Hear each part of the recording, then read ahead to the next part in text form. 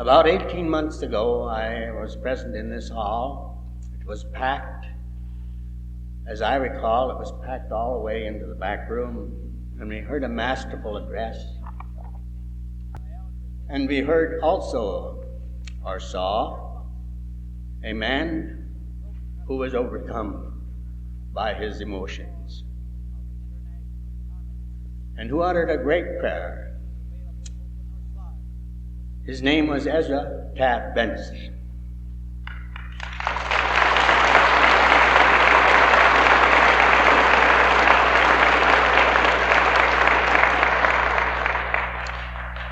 And today we are privileged to hear from his son, one of the most sought-for speakers in America today.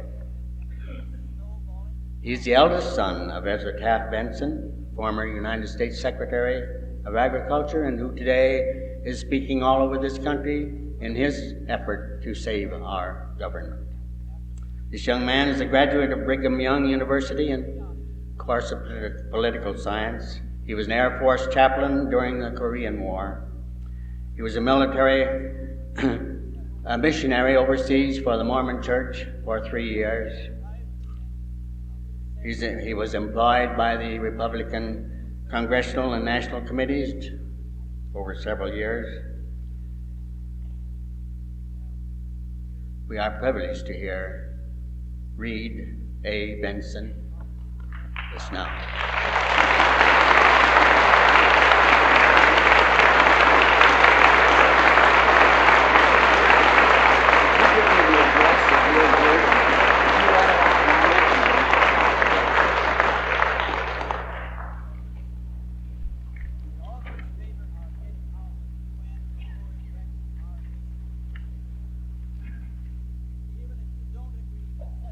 My fellow Americans, I congratulate you for being here today. You didn't have to come, but you came. And some of you came from a great distance. Some of you came because you wanted to meet with some of your fellow patriots. Some of you came for information, some for inspiration. A few of you probably came out of curiosity. You wanted to see what some right-wingers look like. Some of you might have come to even give us a little static. Or maybe you're on the other side and you wanted to beef up your research. In your particular case, I'm glad you had to pay.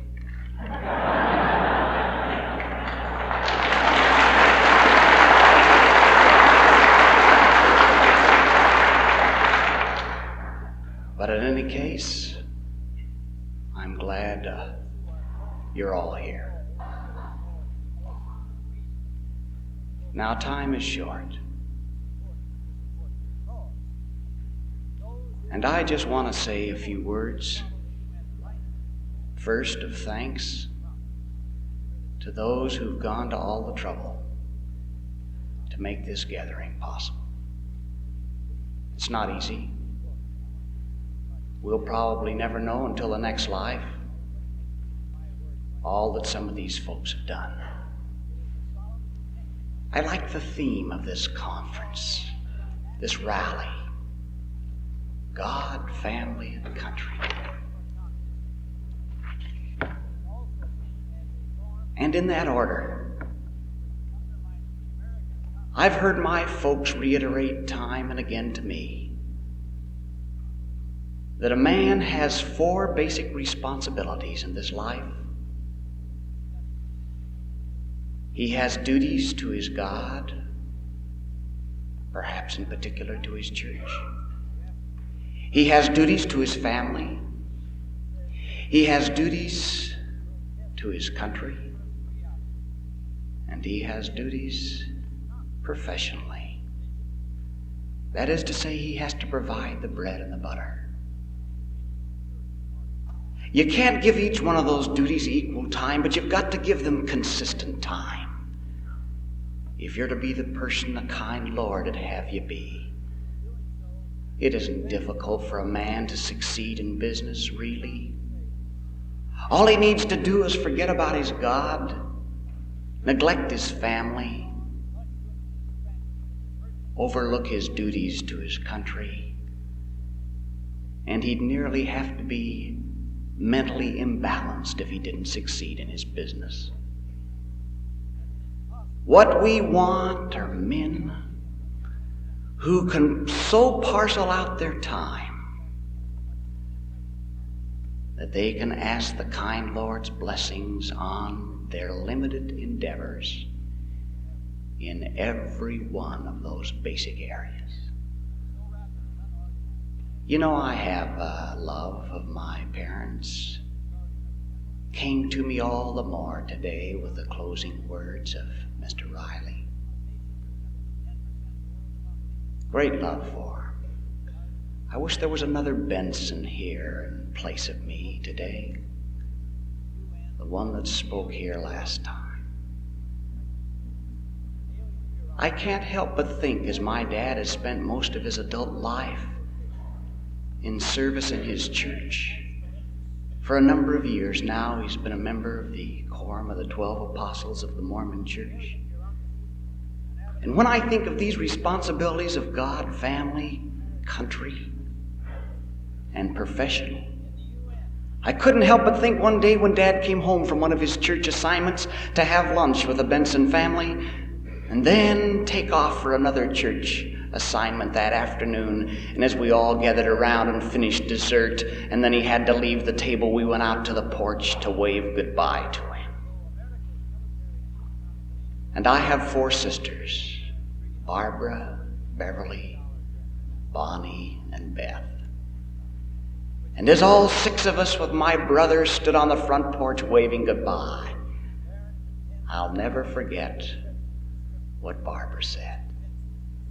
She said, "Goodbye, Daddy, and come back again and visit us sometime." And you know, that brought Dad up pretty sharp, because it reminded him of something that, as important as his work might be, he couldn't delegate his family responsibilities. I've got a good mother, too. She's the power behind the throne. I'll never forget when in high school, when I was attending school in Maryland, we had a transfer student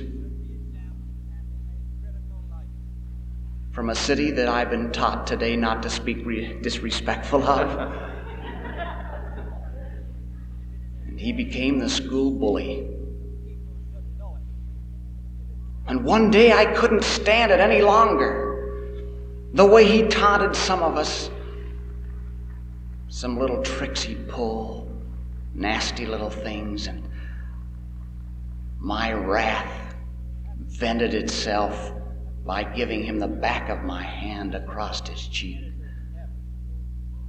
And he started coming towards me to slug it out, and fortunately I had some friends that kept us both apart for my safety.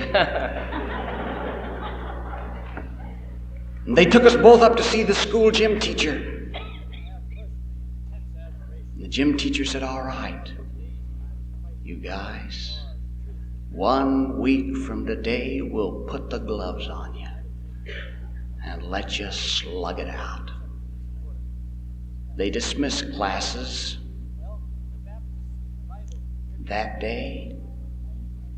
I'll never forget when I went home and told my mother that 1 week from that day I was to slug it out.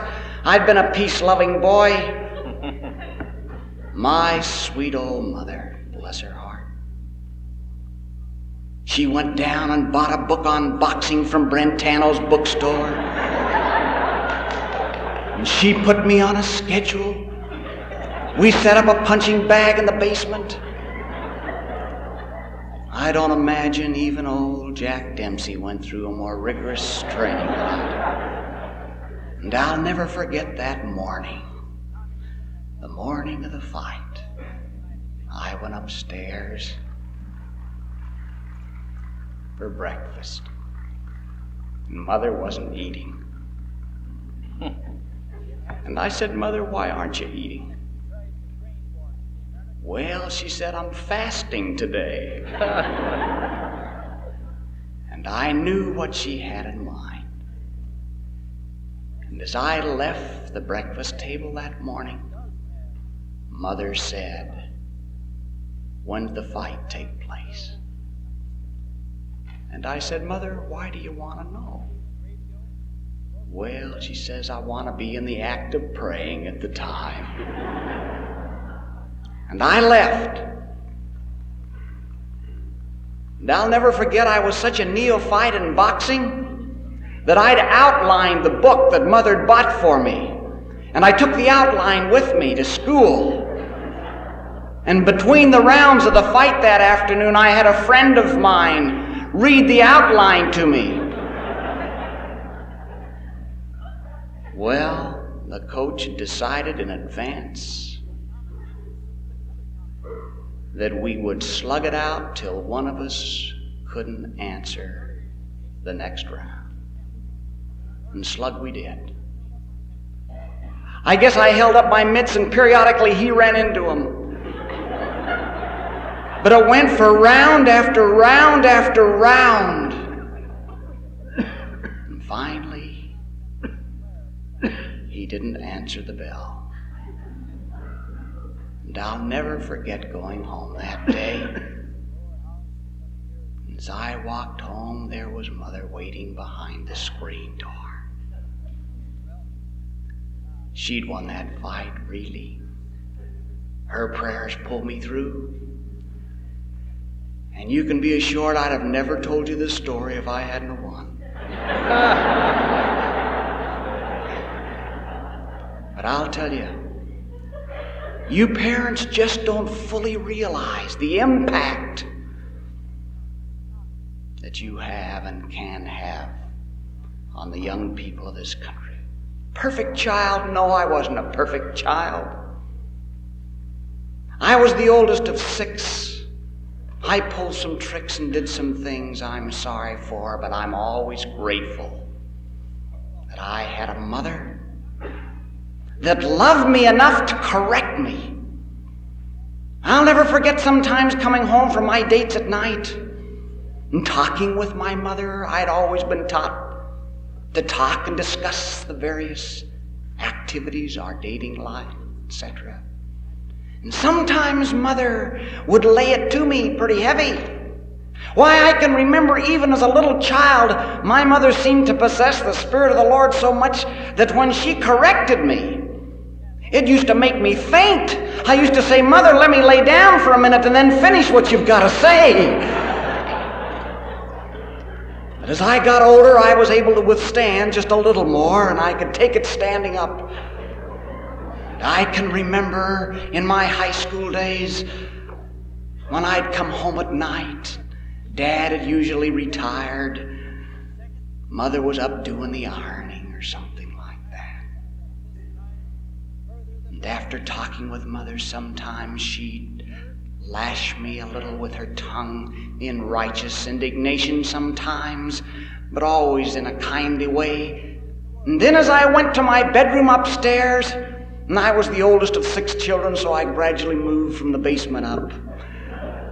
And as I went to my room upstairs, I can remember it seemed inevitable. Crest-broken as I sometimes was, after a reprimand from her, as I go upstairs to my room, it seemed inevitable that when I got to the top of the stairs, Mother would always say, "Read. Read. I just want you to know how much I love you." Why, she said, "You can go on doing whatever you're doing that displeases me, and I'll still love you. But I just told you what I told you tonight because I want to see you just a little better man. Now you can't fight that. You knew that whatever you did, she still loved you. And that she told you what she told you for your benefit. Now I hope we that were fortunate enough or kind enough to bring our young folks here tonight, today, or might have them at home, or grandchildren, will extend that kind of love. Certainly a good theme for the Sabbath day. Hope we can do it.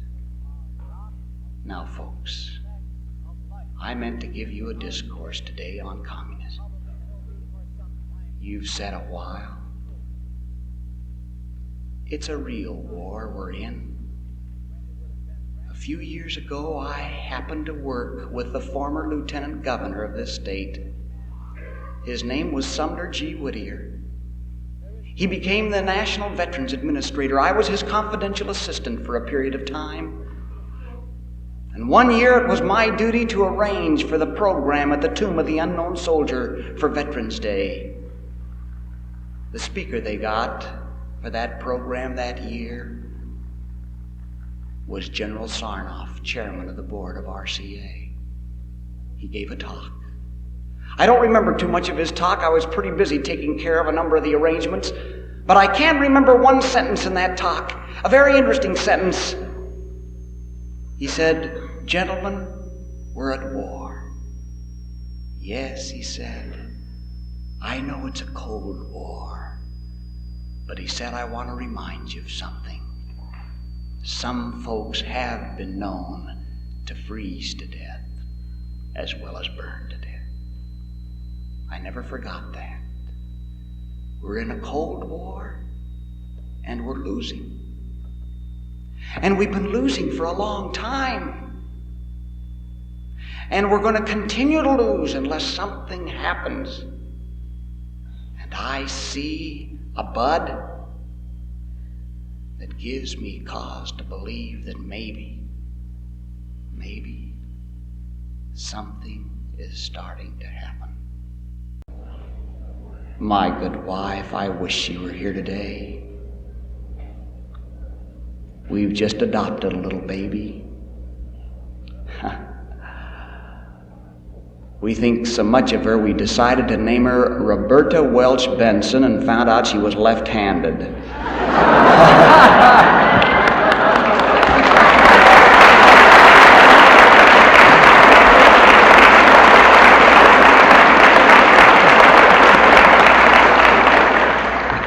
And my sweet wife, I wish she were here today.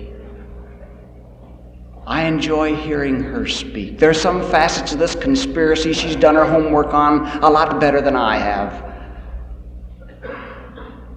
I enjoy hearing her talk, although we do have a joke in the Benson family. And that is that the only reason the Lord created man first was because he had a few instructions he wanted to give without interruption. But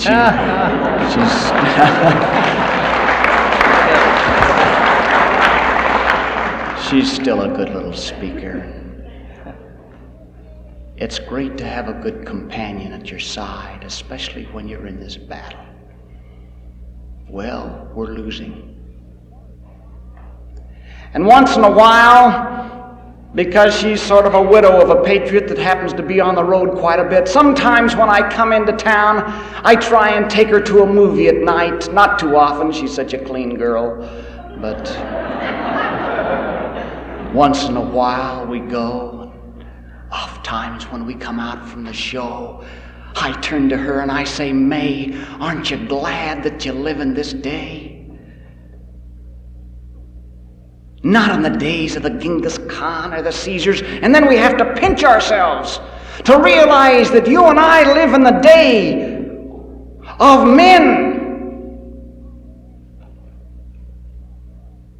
before whom Genghis Khan and the Caesars could not even hold a candle. You know,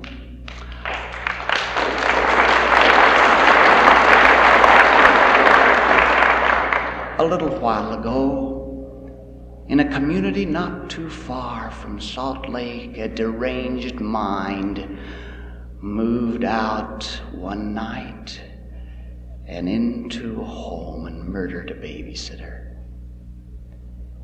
And all of Utah was shocked.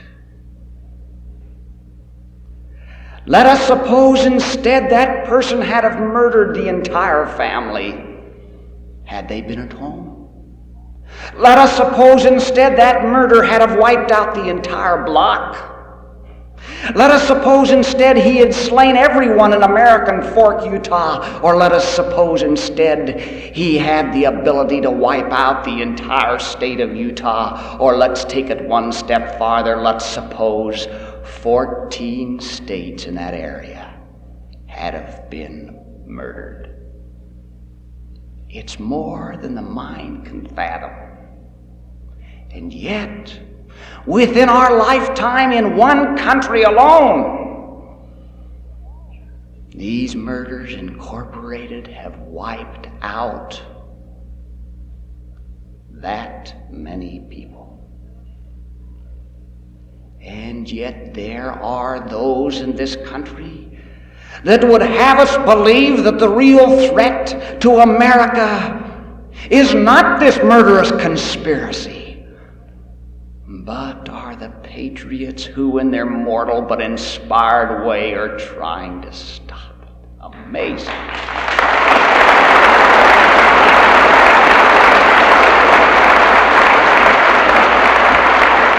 You know, we had a man come to Salt Lake a little while ago, and he spoke on Temple Square in Salt Lake City.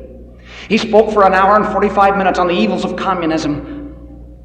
And when he was finished, some sweet kid, I don't know who'd been brainwashing him and what class, but he came up to the front and he said to this man, he said, "Mr. So-and-so, the thing I can't stand about you anti-communist is that you're so negative." He said, "Why don't you get positive?" Of course, to me, that's as ridiculous as saying to your doctor, "Doctor, I can't stand you. You're so anti-cancer, you get on my nerves." But he said, "Why don't you get positive? Isn't there something good about communism?" And I was so embarrassed to think that question would come up before this distinguished man after an hour and 45-minute lecture on the evils of communism. But it didn't even bother the lecture.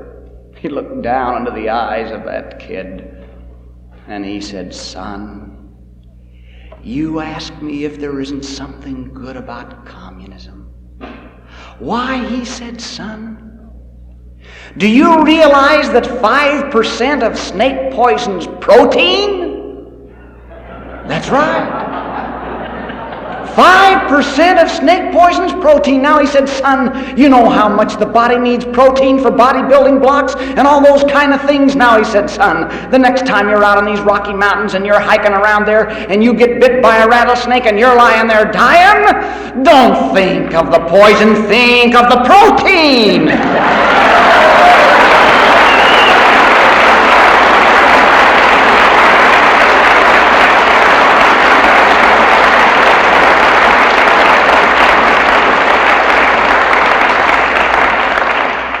That's ridiculous, of course. Murders incorporated in your day. And what a glorious day to live in. Yes, we have our problems. But for your eternal salvation, what a glorious day to live in. Why? As a little chap, I used to bemoan to my parents that I didn't live in the day when the Mormon pioneers, after driven out of the continental United States, moved into Salt Lake Valley in an area that Brigham Young, as I recall, said he wanted to pick out that was so barren and desolate that even the devil wouldn't want to drive us out. And so we settled in Salt Lake. And I used to think, why couldn't I have been born in that day? Why couldn't I have ridden on the back of Paul Revere's horse? And then I've thought about that last one. And do you know, I'll wager that there might have been just a few.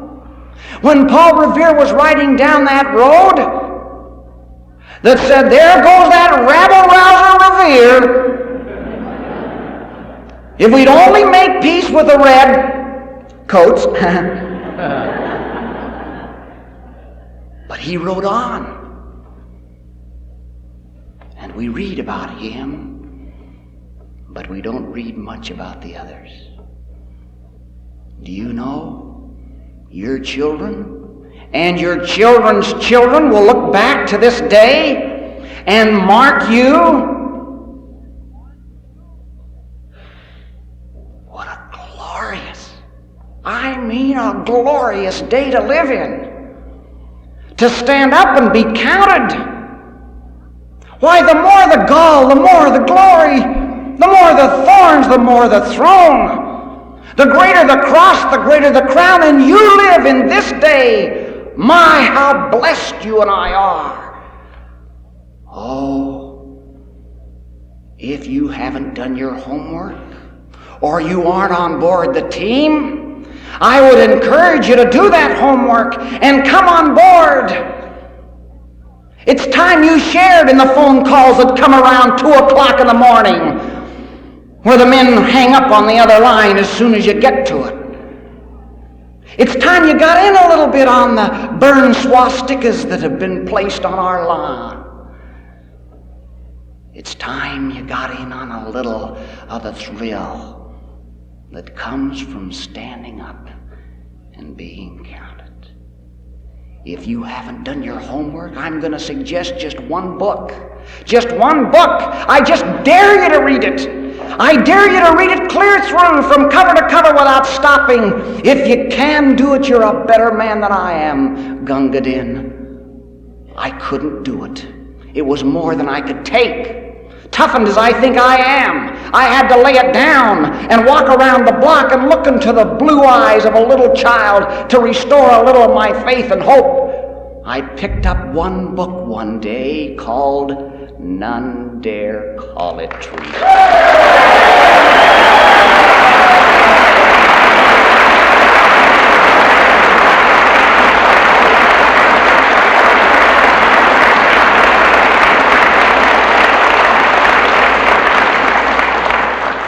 Now, I've seen that book here. It's in at least one of the booths. I suggest you get a copy and read it. Read it clear through, from beginning to end, even though it makes you sick. You read it.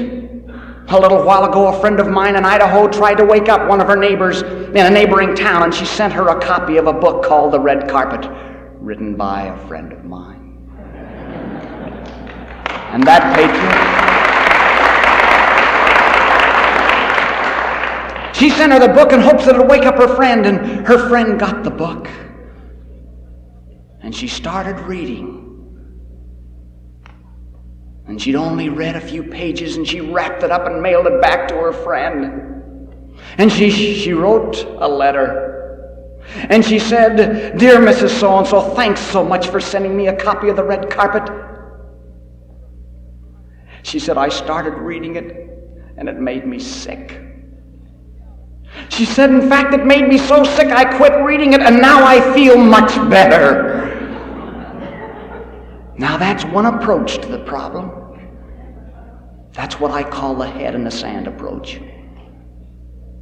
But there's another approach. The approach that doesn't hesitate to face the music. It's not pleasant music. No, you see, it's part of my theology. It's part of the doctrine of my faith. That the Constitution of the United States is an inspired document, that the men that laid the foundation of this country were raised up by the Lord for that very purpose. And when men start tampering with that Constitution, which is much a part of my faith as the Ten Commandments, they're starting to trifle with my faith.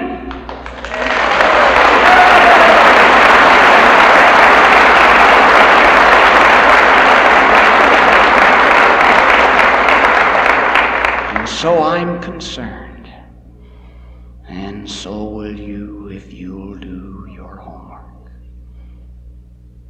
And don't stop with one book. I've sometimes seen the patriots go through 4 stages. They get one book, and it shakes them. They get clear through one book, and they get a little shook, and they have a hard time sleeping the first night, and the second night. And they run up to their friends and they say, "Do you realize what's happening?" And their friend says, "What?" And the new budding patriot says, "Well, I can't give you the details, but it's terrible." And then usually, he'll start reading another book, that patriot, and he moves into what I sometimes call stage number 2, the Carry Nation stage. With his little patriotic hatchet, he tries to go around and drive into the heads of his sleeping friends the message. And his friends can't understand what's happened to Charlie. He used to be so pleasant to be around.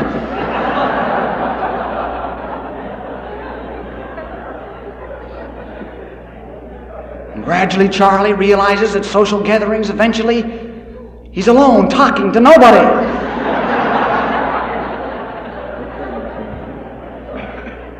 Then sometimes these patriots move into phase number 3. They've done so much homework, but not enough. But they've tasted, instead of drinking deep at the Purian spring, they've tasted enough that they think it's all over.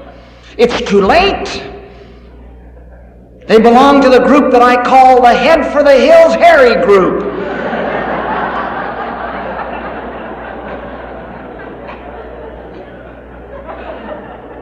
The kind of the guns and grocery clan.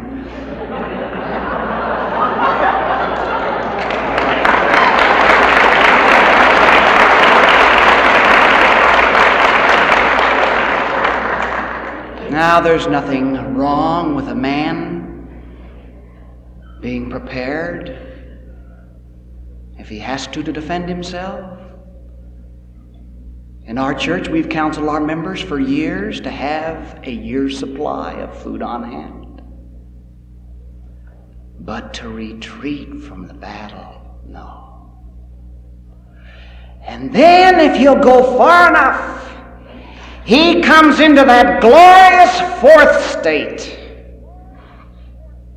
If he'll just go far enough. Sometimes he has to go far enough out of necessity.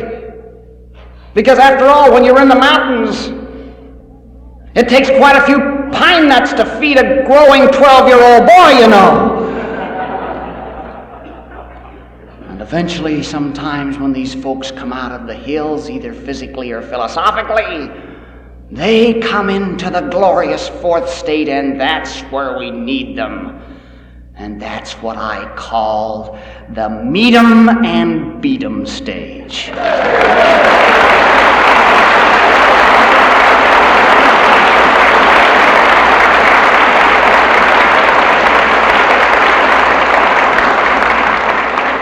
Now that's where we want you, in the meet 'em and beat 'em stage.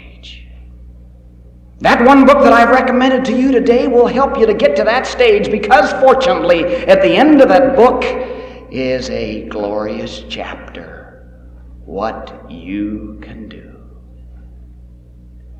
Now, folks, we're mortals. Every organization represented here today is mortal. The communists don't want you to join any organization until it's perfect, led by the perfect leader with the perfect followers, because they know if you wait that long, you'll wait too long. And so I'd suggest that you realize what Lenin realized, that all it takes is the few who are dedicated and who are organized and who have a plan of action that can make the difference. They knew it. They never wanted to take over a country by a majority vote. They've never done it yet. Oh, I understand years ago they had some elections in Latvia. They made 2 small mistakes. They announced the winning candidate before the polls were closed, and he got more than 100% of all ballots cast. And then they quit holding their so-called free elections. But the few, the dedicated few, that's all it takes. The leaven. And if some of us quit loafing, we can be the leaven in that loaf for freedom. And that's my plea to you today. I'm grateful for being here. I've got a talk that I just love to give. And if you invite me back in 10 years, I'll really give you a talk.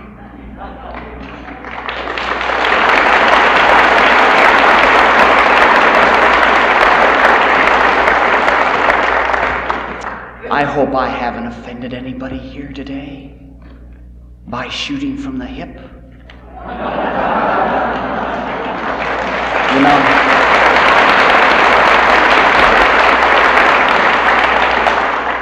You know, that's a Benson frailty. We sort of shoot from the hip. I was hardly never prouder of my father than not too long ago. He fought the battle for 8 years. Don't talk to a Benson about controversy. For 8 years he fought the battle in Washington. He tried to warn the administration regarding Castro's communist background. And even after he left Washington, in spite of the fact that the State Department continued to go on and build up Castro in spite of the warnings they received from my dad and others. And incidentally, you might be interested to know that the first communist cell in government was established in the Department of Agriculture. Prior to Benson, want to add that. And after my father went back to Salt Lake City, he received a phone call one day. And the call was from Milton Eisenhower. And he said to my father, "Ezra, we'd like you to join a committee with Walter Reuther, Eleanor Roosevelt for Tractors for Freedom." And my father said, as we Bensons are used to saying, "Milton, that's blackmail."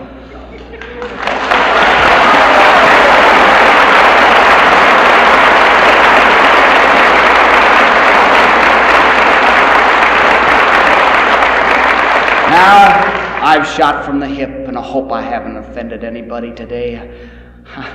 I think of that old fellow that applied for a job. In fact, he wasn't too old. He came to a part on the application blank where it said, "Are your parents still living? And if not, how did they die?" And unfortunately, this chap's father died as a result of a hanging because of a crime he committed. The chap wasn't very proud of it, but he'd been taught to tell the truth. And he didn't know what to write on the application blank. And finally, he wrote these words. He said, "My father was attending a public function when the platform on which he was standing collapsed."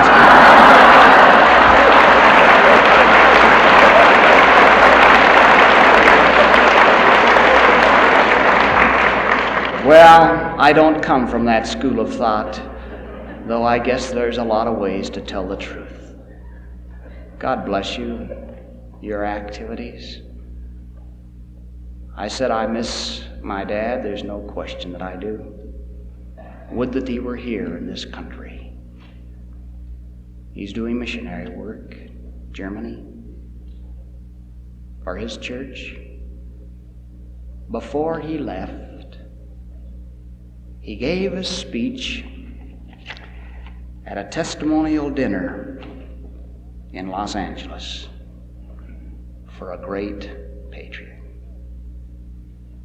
Towards the close of that speech, he said these words, and on this I'd like to close my remarks. He said, "There are some people who hesitate to get into this fight for freedom because it's controversial, or they're not sure if we're going to win. These people have 2 blind spots. First, they fail to realize that life's decision should be based on principles, not on Gallup polls. There were men at Valley Forge who weren't sure how the revolution would end, But they were in a much better position to save their own souls and their country than those timid men whose major concern was deciding which side was going to win or how to avoid controversy.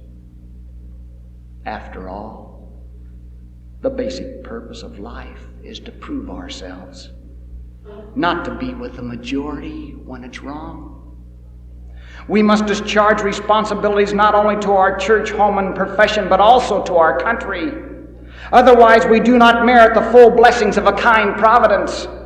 There are people tonight all over the world who, in their own courageous and sometimes quiet way, are working for freedom.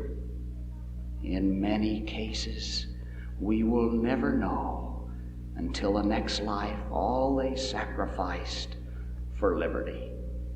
These patriots are receiving heaven's applause for the role they are playing, and in the long run that applause will be louder and longer than any they could receive in this world, which leads me to the second blind spot of those who hesitate to get into the fight, and that is their failure to realize that we will win in the long run and for keeps, and that they pass up great blessings by not getting into the battle now when the odds are against us and the rewards are greatest. The only questions before the final victory are, first, what stand will each of us take in this struggle? And second, how much tragedy can be avoided by doing something now? Time is on the side of truth, and truth is eternal. Those who are fighting against freedom may feel confident now, but they are short-sighted. This is still God's world. The forces of evil working through some mortals have made a mess of a good part of it, but it is still God's world. And in due time, when each of us has had a chance to prove ourselves, including whether or not we are going to stand up for freedom, then God will interject himself, and the final and eternal victory shall be for free agency. And then shall those people on the sidelines and those who took the wrong but temporarily popular course lament their decisions. To the patriots, I say this: take that long, eternal look. Stand up for freedom, no matter what the cost. It can save your soul and maybe your country.